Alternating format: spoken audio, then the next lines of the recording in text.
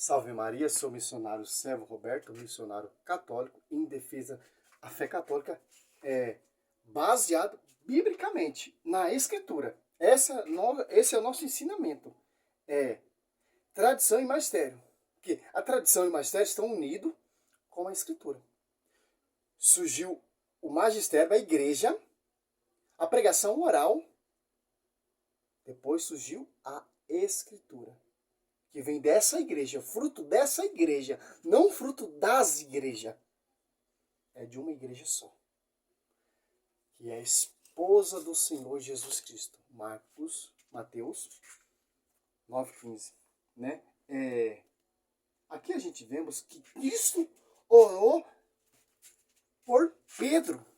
A oração de Cristo tem eficácia. Por isso que o pastoreio é infalível. Por que falei? Porque o Espírito Santo estava sobre a vida de Pedro, porque a sombra do Altíssimo estava sobre a vida de Pedro, porque a sombra de Pedro, quando Pedro passava, mesmo passava sua sombra, curava, operava milagres e prodígios, porque é o próprio Cristo sobre esse pastoreio. E que você entender aqui, ó, Lucas 22,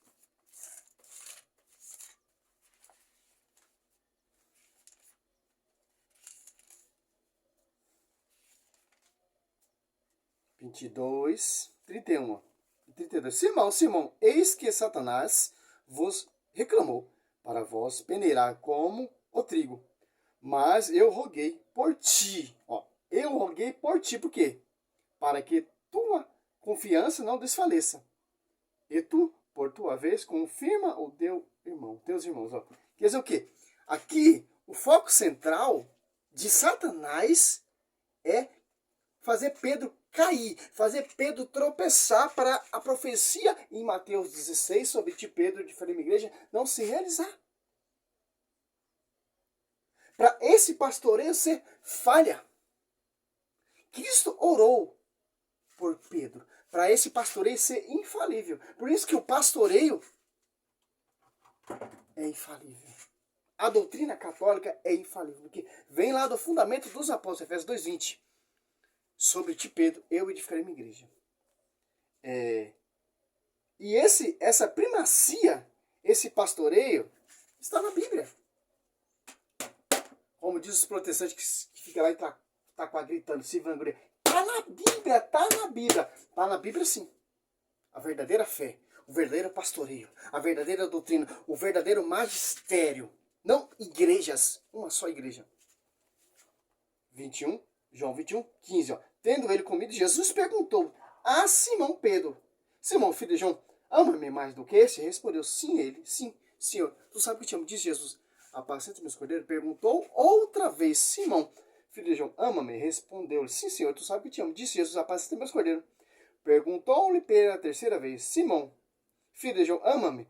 Pedro entristeceu-se, porque ele perguntou pela terceira vez: ama-me? E respondeu: sim, Senhor, tu sabes que te amo. Disse Jesus: apacenta as minhas ovelhas. Que interessante. Aqui tinha, Judas se extraviou, né? Ficou 11. Cristo chamou em particular a Pedro. Deu o pastoreio a Pedro, a chave de ligar e desligar. Por que não foi aos demais? Porque só Pedro teve a revelação. Exprimiu a sua fé em Mateus 16:15. Disse-lhe Jesus: e vós, quem dizer que eu sou? Ao 13, chegando ao território de Cesareia de Filipe, Jesus perguntou aos seus discípulos: no dizer do povo, quem é o filho do homem? E respondeu: uns diz que é João Batista, outro Elias, outros Jeremias, um dos profetas. Disse Jesus: e vós, que dizer que eu sou? Só Pedro exprimiu a fé. Essa pergunta é essa geração. Há uns diz que a verdade está na mundial. Outros dizem que a verdade está na Assembleia. Outros dizem que a verdade está na plenitude do trono de Deus. Não está não. Está nos testemunhos de Jeová, não. Está na Adventista. Não, está na Triangular. Pera aí, a Bíblia só fala de uma esposa. Que várias esposas essas que deram para Cristo? Se Cristo só tem uma esposa, se Cristo tem um pastoreio, só uma doutrina, só um evangelho, só uma forma de pregar. Pedro exprimiu sua fé. Aqui, Esse versículo aqui é esses apologetas protestantes, esses historiadores, esses arqueólogos, distorcem essa profecia.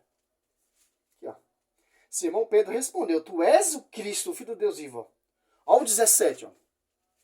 Jesus então lhe disse, feliz é Simão, filho de Jonas, porque não foi a carne nem o sangue que te revelou isso, mas meu Pai que está no céu. Interessante. Agora você cata em João.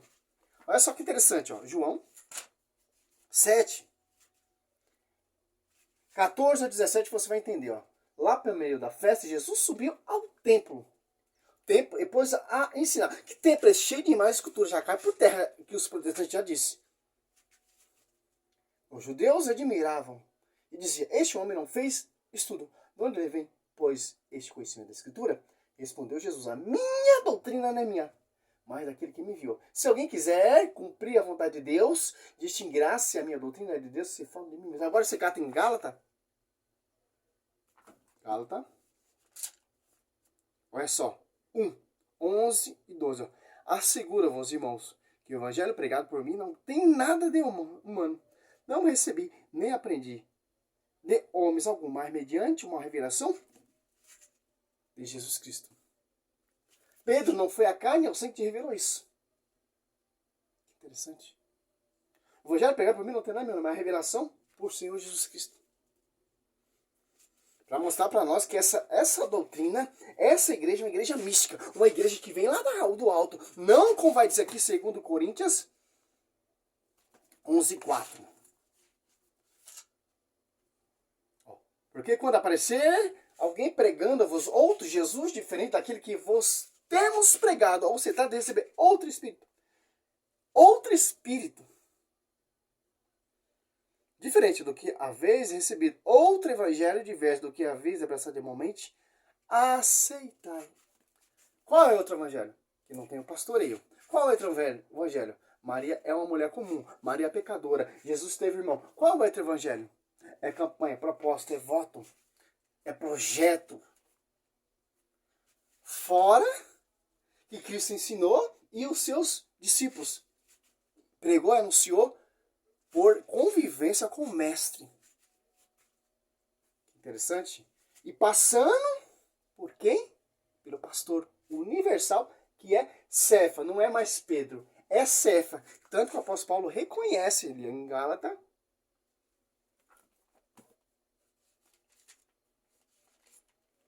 Gálatas 2, 9. Ó. Tiago, Cefa e João, que são consideradas as colunas.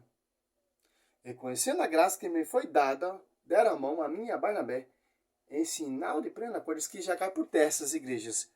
Quer ser igreja de Cristo? Quer ter o fundamento dos apóstolos? Tem que ser reconhecido pela igreja, pelo ministério apostolado. Interessante. Ainda tem mais, ó. Em Gálatas 1, 19. Dos outros apóstolos não vi mais nenhum, a senão Tiago, irmão do Senhor. Olha só que interessante.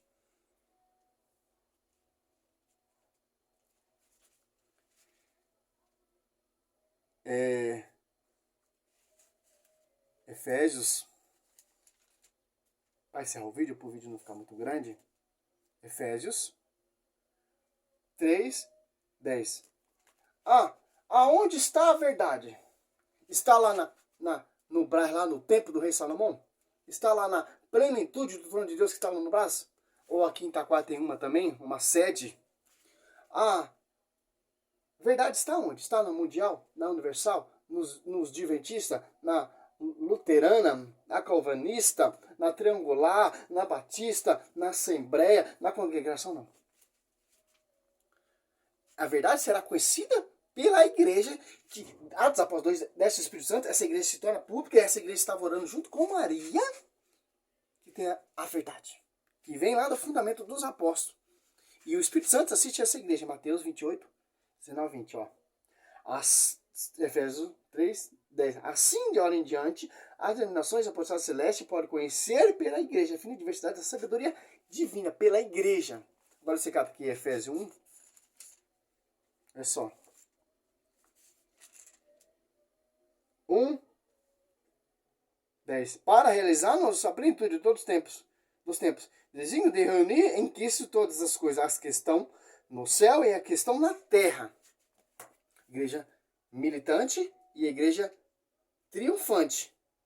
E a igreja padecente, que é no purgatório, né? Olha só, Mateus.